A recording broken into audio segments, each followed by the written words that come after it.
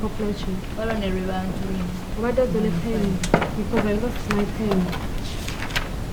What do I got a confrontation?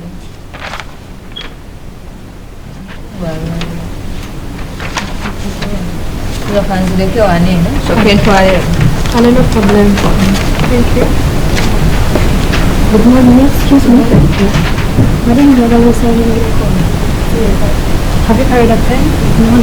I'm sorry, I lost my pen, so can you please pen me? Okay, let me come.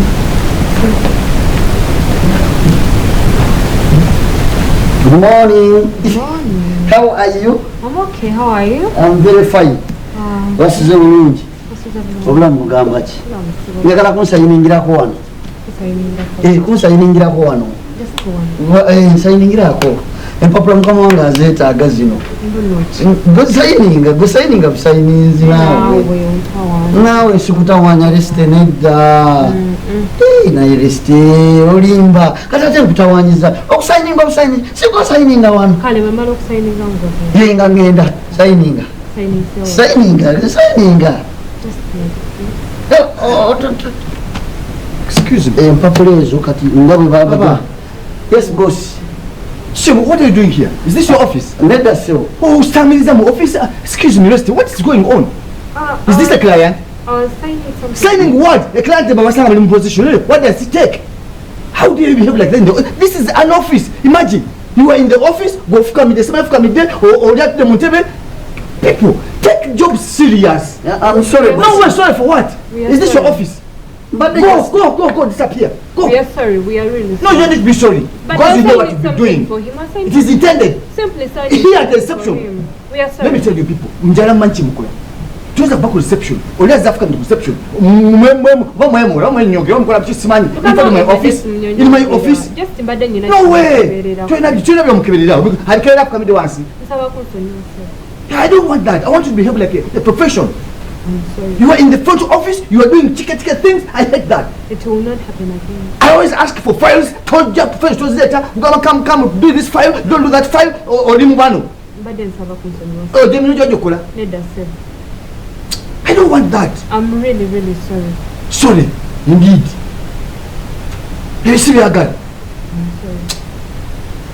Wangambo Sulawa. In the civil. Hey. In Sula Nateti.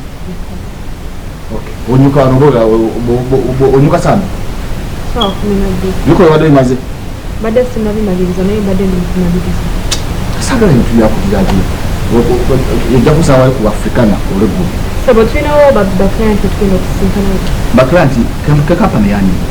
Yes sir. Kati wanga did company kugadi. Ujampa kufanya kusikana tonga ba client. Nantera chiwa wadenga kwenye. Don't reason. Yes mbade njagala kumanya ntambule na bintu chiwe. Don't reason. This will help you. You'll find me there. Yes. That will help you. You find me. What? This is money. Chifo chegami chotegede oba budde. Ugande after work. Tegede nsongarachi banzi jayo. You don't need to know the reason. Just come and meet me. I'm your boss. Ya kunyoma. Sagala kunyoma sebo naye nange njagala kutegede. You don't need to know. That's the transport. You get a special hire. We buy. I'm sorry, sir, but I'm not going to take the money. No, you have to. I'm not going to take it because it's not part of my salary. Hey, Gambo Nyoma. Okay, it's fine. It's okay.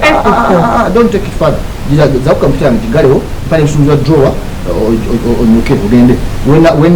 When I need you, I'll call you. No.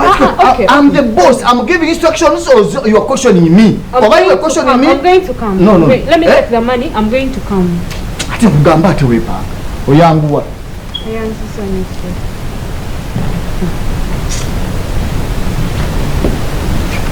Wabo balowooza buli kaseera bwe baba balina ssente they will take advantage of us. I'm not that cheap. Bwampa omutwalo kanabe gumu ebiri. You've seen money. Olokati ngambe ntya. Ne reste toli fair reste. Ndaba tolaba. What have I done? I'm not even taking his money. Olokuba fete tuyina sente mama olokuba tetuyina. Sawa neno nangamba mbu boba tokwala sente zange manya kwata pesa yange manya bichi and I'm not taking it anyway. Excuse me. Yes please. Saina yange yawete. You're fine. Mbadde sinagimaliriza osobola kudda mu dakiika nga 10. wetololemu eddakiika nga 10 okomewo ogitwale ngimaliriza. It's something I was typing. agenda gimaliriza agenda gifuna ku ddakiika 10 ngenda kati ate anaatwala etali nsayininge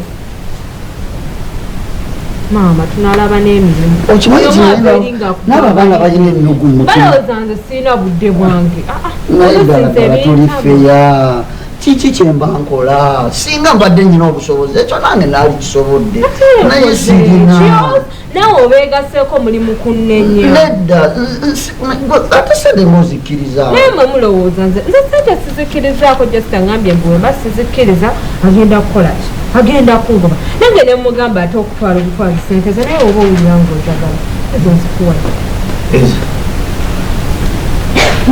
maama n'okumufukamira omufukamiri banange kiki buli omuga so beautiful abange ye nga mutusobedde banaye wano wansamye sinagimala bati bakuwandike ne kuba wetorolemu eddakiika 10 you come back for it dakiika 10 bajja bakuwandike ne kuba igigi otulabirirenga abaana bansobedde yena bakolaki really fed up of this place nze buli omu abeera eri agamba kati gontawanya kale gwe for your case it's excuse naye kakasa sayininga kale mbadde saagala kyogere kyo naye bwoba okakasa sayininga but buli omu ava eri agamba n'abakazi bagamba kati nze nkola sayininga woba okikakasa omanyi n'okumanya obudde bw'okunyuka butuuse let me shut up that piece saati wamma saati ate nyongedde okwagala bebi nyongedde okwagala ayi maama abuuza